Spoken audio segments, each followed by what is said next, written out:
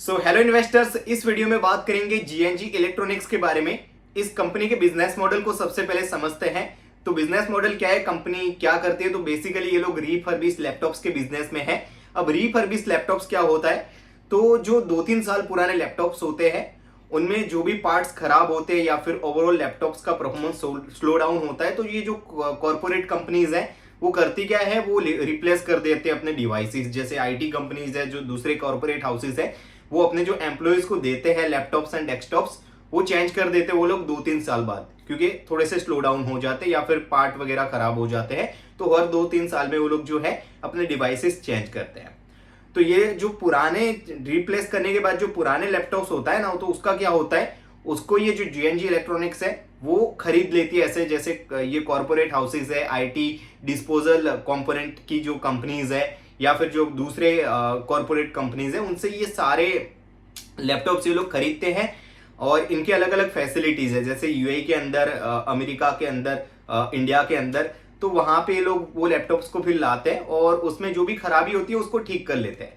Like उसमें अगर कोई पार्ट बिगड़ा हुआ है तो उसको चेंज कर देते हैं। ओवरऑल बॉडी पे अगर कुछ इश्यूज है तो उसको ये लोग यहाँ पे फिक्स करते हैं। परफॉर्मेंस में कोई स्लो डाउन है तो उसको फिक्स करते हैं। तो ओवरऑल बेस पर पूरे लैपटॉप्स को क्या है कि ये बिल्कुल नए की तरह बना देते हैं। परफॉर्मेंस उसका उसका लुक वगैरह बिल्कुल नए की तरह बना देते हैं। और उसके उसमें फिर ये लोग क्या करते हैं कि 2 साल का वारंटी देते हैं और वे वापस से कॉर्पोरेट हाउसेस को ये लोग बेच देते हैं।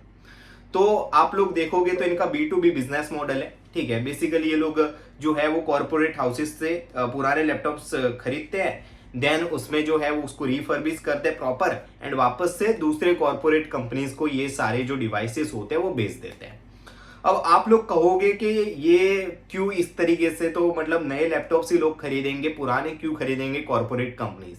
तो यहाँ पे कंपनी के लिए सबसे बड़ा टेलविंड्स क्रिएट हुआ है। टेलविंड्स क्या क्रिएट हुआ है, तो आपने देखा होगा कि पिछले कुछ टाइम से ये जो लैपटॉप के अंदर कंपोनेंट लगते हैं ना, उसके प्राइजेस काफी ज्यादा हाइक हुए हैं। अगर आप लोग देखोगे तो जो ये DDR5 रैम वगैरह जो लगते हैं, उसके प्राइजेस लगभग 5-5, 6-6 गुना हो गए 6 महीने के अंदर। तो बहुत रैपिडली ये सारे जो कंपोनेंट हैं जो लगते हैं यहाँ पे एक नए लैपटॉप के अंदर, उसके प्राइजेस काफी ज्यादा सेटअप हुए हैं। उसकी वजह से हुआ क्या है कि यहाँ पे टेलविंड इनके लिए क्रिएट हुआ है। अगर SSD और ये DDR5 का देखोगे आप लोग, तो कुछ महीने पहले ये आपको $24 में एक मिलता था। एज ऑफ नाउ $120 से भी ज्यादा के प्राइजेस यहाँ पे हो चुके हैं उसके। तो 5-5, 6-6 गुना प्राइजेस इन कंपोनेंट के बढ़े। उसकी उसकी वजह से क्या है कि जो नया लैपटॉप है उसका प्राइजेस 57% से बढ़ा है। अगर पहले आप कुछ महीने पहले इंडिया के अंदर एक नया एंट्री लेवल का लैपटॉप अगर आप लोग लेने जाते तो उसका प्राइस आपको पड़ता 25,000 आसपास का। एज ऑफ नाउ अगर आप नया लैपटॉप एंट्री लेवल का लेने जाओगे तो कितने में पड़ेगा आपको पता है, 40-41 हजार में। तो डेफिनेटली यहाँ पे 57% से नए लैपटॉप्स के जो है वो प्राइजेस बढ़े हैं। कंपोनेंट के प्राइजेस हाइक होने की वजह से रैम और SSD वगैरह के और दूसरे भी जो लाइक हार्डवेयर चिप्स वगैरह लगते हैं लैपटॉप्स में, उसके प्राइजेस बहुत ज्यादा बढ़े। उसकी वजह से नए डिवाइसेस के प्राइजेस बहुत बढ़े। ठीक है, तो यहाँ पे जो कॉर्पोरेट कंपनीज हैं वो अफोर्ड नहीं कर पाते बिल्कुल नए वाले लैपटॉप्स। एंड जब इनको क्या है कि नए जैसा परफॉर्मेंस और ऑलमोस्ट नए जैसा लैपटॉप 2 साल की वारंटी के साथ बेचते वैसे जीएनजी इलेक्ट्रॉनिक्स वाले, तो ये लोग जो है कॉर्पोरेट कंपनीज, वो जीएनजी जैसी इलेक्ट्रॉनिक्स की जो कंपनीज है जो रिफर्बिश करते हैं, तो रिफर्बिश का पूरा जो होता है बल्क में ये लोग उठाते हैं जीएनजी जैसे कंपनीज से। कॉर्पोरेट कंपनीज, आईटी कंपनीज हो गए या फिर दूसरे भी, जैसे अभी तो स्टार्टअप वगैरह भी काफी सारे स्टार्ट हो रहे हैं, तो उनके पास बजट का इश्यू रहता है और प्राइजेस इतने ज्यादा अगर बढ़ जाएंगे तो डेफिनेटली एक इमेंस डिमांड क्रिएट होगा और जीएनजी इलेक्ट्रॉनिक्स जैसी कंपनी के लिए बहुत अच्छे टेलविंड्स क्रिएट होंगे, क्योंकि नए लैपटॉप्स अफोर्ड नहीं कर पाएंगे लोग। ठीक है, और नहीं अफोर्ड कर पाएंगे तो रिफर्बिश को एज एन ऑप्शन वो लोग बहुत अच्छे से एक्सप्लोर करने लगेंगे। स्पेशली जो ये नए स्टार्टअप्स है, आईटी कंपनीज हैं, उनके लिए यहाँ पे रिफर्बिश को अब यहाँ पे यूज करना ज्यादा मतलब लाइक मजबूरी वाला कॉन्सेप्ट हो चुका है। ठीक है, तो दैट्स वाई यहाँ पे एक टेलविंड क्रिएट हुआ है कंपनी के लिए। देन कंपनी ने यहाँ पे अपनी जो कैपेसिटी है उसको बहुत अच्छे से एनहांस किया है, बहुत ज्यादा अपनी कैपेसिटी को इंक्रीज किया है पिछले कुछ टाइम से कैपेक्स करके। अगर आप लोग देखोगे तो मुंबई के अंदर मुंबई के अंदर यहाँ पे इनका एक फैसिलिटी था जो बढ़ के लास्ट क्वार्टर यहाँ पे 2 हो चुके हैं। और यूएई के अंदर तो इनके 3 फैसिलिटीज थे जो बढ़ के 8 हो चुके हैं। अब आप कहोगे कि ये मिडल ईस्ट का इश्यू चल रहा है तो कंपनी के बिजनेस में कोई दिक्कत नहीं होगी ना। तो कंपनी के मैनेजमेंट ने भाई, जो शरद खंडेलवाल है इनके मैनेजिंग डायरेक्टर, उन्होंने खुद बोला है भाई कि कोई भी दिक्कत वाला बात नहीं है, एयर से भेजते अपना जो भी शिपमेंट्स है वो। एंड ओवरऑल कंपनी कह रही है कि हमारे जो शिपमेंट्स है उसमें थोड़ा सा डिले हुआ था बीच में, बाकी कोई भी दिक्कत हमको आई नहीं है। और हमारे फैसिलिटीज जो यूएई में, तो जो मिसाइल जो इंटरसेप्ट करती है यहाँ पे यूएई की आर्मी, वो बहुत अच्छा रेट है उसका 99%। तो उस वजह से कह रही है हमको कोई भी नुकसान नहीं हुआ, और एज ऑफ नाउ तो वॉर की सिचुएशन बिल्कुल यहाँ पे नॉर्मल हो चुकी है, ठीक है। सो ऐसा सच एज ऑफ नाउ तो कोई इश्यू है नहीं, लेकिन 8 फैसिलिटीज इनके यूएई में है, तो वॉर का टेंशन आगे बढ़ता है तो वो एक इश्यू है। लेकिन मैनेजमेंट ने बहुत अच्छे से इसको जवाब दिया, ठीक है। तो इन्होंने यहाँ पे कैपेसिटी को बहुत ज्यादा इंक्रीज किया है, 1.5 लाख यूनिट की पर मंथ की कैपेसिटी इनके एज ऑफ नाउ बन चुकी है। और ये लोग कह रहे हैं कि अभी हमको कैपेसिटी या कैपेक्स करने की कोई जरूरत नहीं है नियर टर्म के अंदर, क्योंकि हमारा टोटल जो है कैपेसिटी इतना ज्यादा हो चुका है कि हम आने वाले कुछ सालों की डिमांड को आराम से कैटर कर सकते हैं, ठीक है। और दोस्तों, ये जो टैलेंट्स क्रिएट हुआ है कंपनी के लिए, आप लोग देखोगे तो नए लैपटॉप्स की जो सेल्स है उसमें 11% की गिरावट देखने को मिली है। और ये गिरावट कंपनी कह रही है कि नए लैपटॉप्स लोग खरीदना नहीं चाह रहे हैं, डिमांड नहीं है, इस वजह से नहीं डिक्रीज हुई है। लेकिन लोगों के पास बजट नहीं है नए लैपटॉप का, जो ये 57% से प्राइसेस बढ़े उसकी वजह से। तो इस केस में कंपनी जो कस्टमर्स है वो रिफर्बिश की तरफ ज्यादा आ रहे हैं।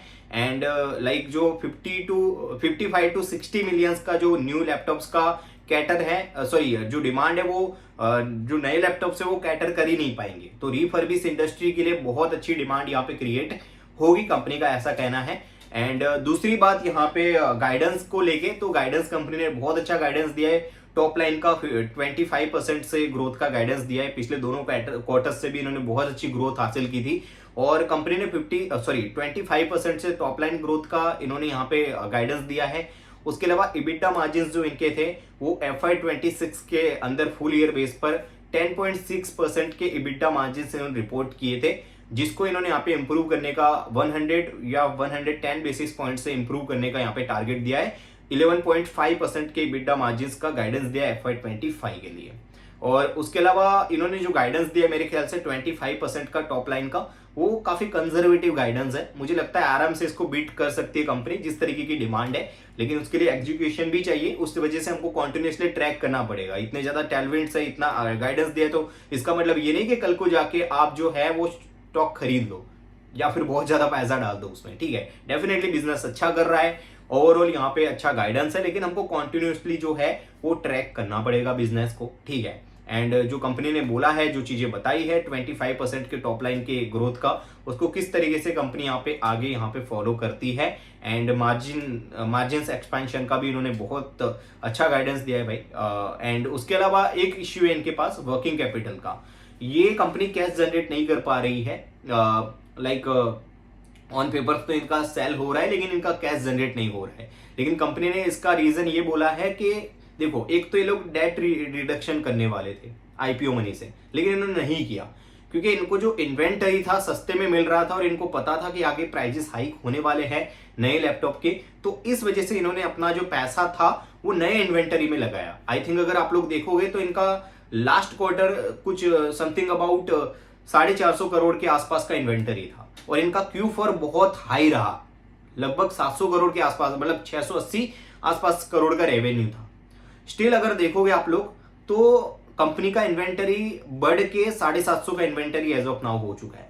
तो क्यों हुआ है? कंपनी ने इंटेंशनली अपना इन्वेंटरी हाई किया है, क्योंकि इनको इन्वेंटरी सस्ते में जब मिल रहा था तो इन्होंने ले लिया, और इनका उम्मीद है इनको कि आगे प्राइजेस बढ़ने वाले, तो हमारा जो प्रॉफिटेबिलिटी है वो बहुत मैसिवली, हमको प्रॉफिटेबिलिटी कमाने का एक मौका मिल रहा था। तो इस वजह से हमने डेट रिडक्शन का जो प्लान था वो थोड़ा सा पोस्टपोन किया है, ठीक है। तो ये देखना पड़ेगा आगे हमको इस चीज में कितनी सच्चाई है। और वर्किंग कैपिटल का इश्यू दूसरा इस वजह से इनको है कि इन्होंने इन्वेंटरी ज्यादा बढ़ाई है, और प्लस इनका जो है वो इन्होंने अभी जो नए शोरूम, जहाँ पे शोरूम्स होते हैं बड़े बड़े, जैसे ये इंग्राम का हो गया, ये सब जो बड़े शोरूम्स होते हैं रिटेल शॉप्स, वहां पे जो नए लैपटॉप्स बिकते हैं ना, वहां पे भी इन्होंने अपने रिफर्बिश लैपटॉप्स को रखना स्टार्ट किया है, बेचना स्टार्ट किया है। तो हो क्या रहा है कि जो ये नए बड़े जो इलेक्ट्रॉनिक्स रिटेल चैन होते हैं उनको क्या है, ये जो नए लैपटॉप्स होते हैं HP डेल वगैरह, ये लोग क्या है कि 30 to 45 डेज का पूरा यहाँ पे क्रेडिट देते हैं। मतलब उनको माल दे देती है HP डेल वगैरह, वो बेचने के बाद 30 to 45 डेज के अंदर उनको पैसा चुकाना होता है इन सारे नए लैपटॉप्स वाली कंपनीज को। तो जीएनजी इलेक्ट्रॉनिक्स के मैनेजमेंट का कहना यही है कि हमको कंपटीशन के अंदर टिकना है, तो देन हम लोगों को क्या है कि हमको भी क्रेडिट देना पड़ा इस वजह से, क्योंकि नए लैपटॉप्स में क्रेडिट दे रहे हैं तो हमको कॉम्पिटिशन्स के साथ जो है वो अलाइन होने के लिए जो है वो हमको भी क्रेडिट देना पड़ा। इसकी वजह से हमारा वर्किंग कैपिटल थोड़ा सा हाई हुआ है पिछले कुछ टाइम से, ठीक है। तो that's all about the company. Guidance अच्छा है, टैलेंट्स अच्छा है इस इंडस्ट्री के लिए। बाकी आगे देखेंगे कि किस तरीके से मैनेजमेंट यहाँ पे एग्जीक्यूट करती है, और आने वाले Q1 के अंदर देखना पड़ेगा किस तरीके से नंबर्स यहाँ पे डिलीवर करती है कंपनी, एंड कंटिन्यू हम लोग ट्रैक करेंगे। कोई भी अपडेट्स होंगे तो मैं अपने जो एक्स का मेरा अकाउंट है वहां पे या फिर यूट्यूब में वीडियो बना के आप लोगों को शेयर कर दूंगा, तो दोनों जगह फॉलो कर लीजिएगा। Thanks for the watching.